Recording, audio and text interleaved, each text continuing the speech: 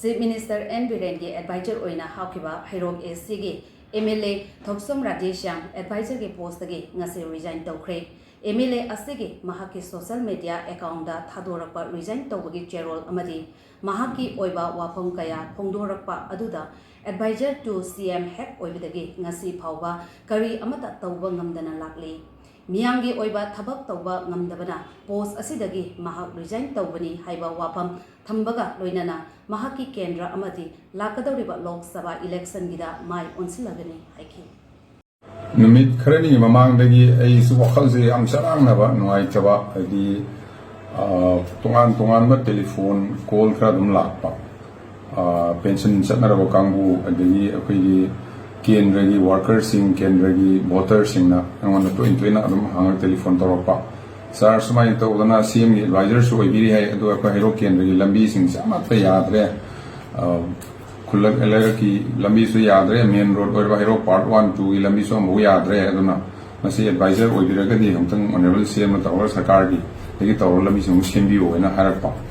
अदि अतोपा मदना अखोई की ओजा ओइरंबा आलमन सिंखरा टेलीफोन तवरागा इबुंगो नमु एडवाइजर ओइ हाय अदु अखोई नपा बुंग अखोई की कनोसी pension benefit mayam si phangda koi lerakpa akoi pension nu phangjara ka nang sarkar thok toromani pension nu phangjaraga akoi angang singi kai gi sem ba saba ade dukan masam phamjaga da batha masam tawjara plan taw le jeramba adom ho phangdre yam ware tongan masi miss femina tawri ba contest de ya te activity gi festival ba am tawri adu tawbu du akoi thingmana te adu su tawbi adu akoi gi phangam thokpa sahi kuntra ma thabak toromaga सरकार के ma'am सेवा तौर का कोई फंगदे वारे खोले तुना है कई तौसम एज एडवाइजर टू सीएम अब एडवाइजर की पोस्ट कईमतु पावर लेतब अद नहान से तारीख एप्रिल तारीख चीफ सेक्रेटरी मनपुर की chief secretary doctor Rajesh Kumar पुंग मापन मखाद नुआमन टेलीफोन तौर मौन हंगे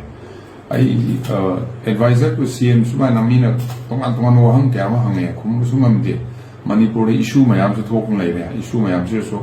sir advisor amana si se tawiyo si se habiyo kari dawri ke no hanga ko ko lai bisra maru ina alla man singi pension pi ngam dawa ken rai manungda lami thong se ngam dawa asi mayam se lai kanda